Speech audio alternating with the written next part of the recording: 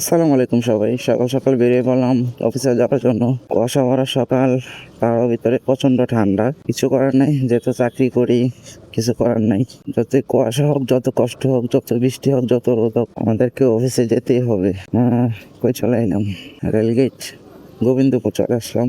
আস্তে ভাই, ওভারটেকটা করে নিই সুন্দরভাবে। আমার গোমা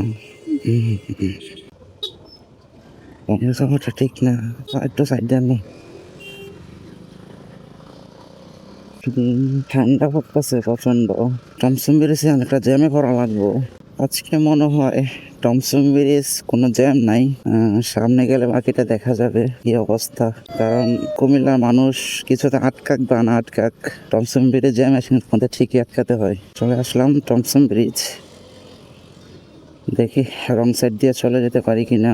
যদিও যাওয়াটা ঠিক না, কি করবো ভাই, আমরা তো বাঙালি তাই না। যেদিক দিয়ে ফাঁক পাই এদিক দিয়েই ঢুকিয়ে দেই। আরেকটা জাম লাগবে ইপিজেটে, এসএ মার্কেটের সামনে।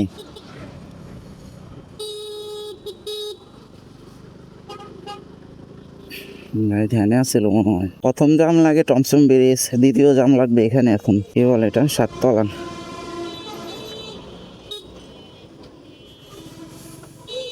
দেখছেন নি? হ্যাঁ, দ্বিতীয় জাম। আর তৃতীয় জাম পড়বো এসএন মার্কেট। কোন রকম পিস করলাম, দেখি সামনে যে কি অবস্থা। তুমি ভুলে যে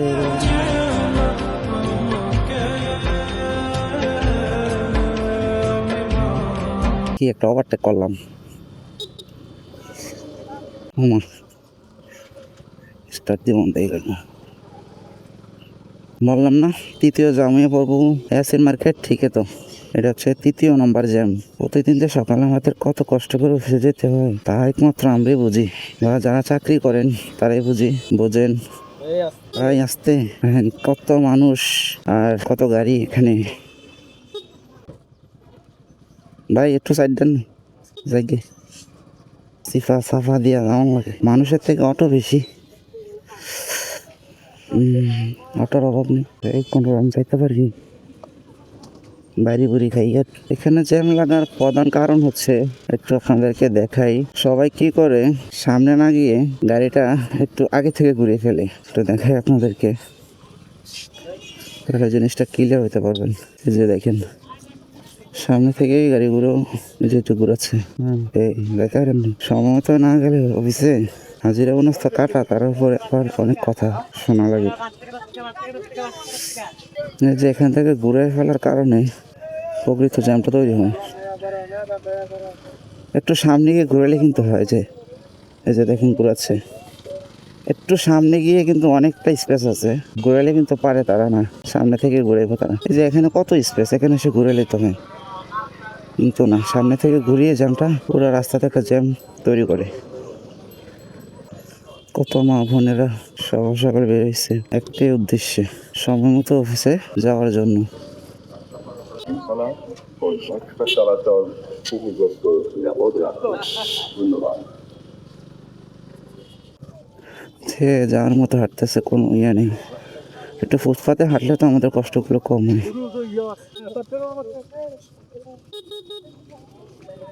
সবাই কি করে, রাস্তার মাঝখানে চলে আসে। আসলে না আসে উপায় নেই, কারণ যে হারে মানুষ, ফুটপাতে তো মানুষ জায়গা হবে না, তাই তারা বাধ্য হয়ে রাস্তায় নামে কি করবে। আমরা একটু সাবধান সহিত চলাফেরা করা লাগে, না হলে তো তার সমস্যা।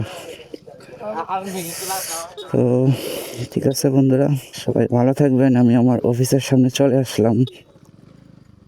সবাই ভালো থাকবেন, আসসালামু আলাইকুম।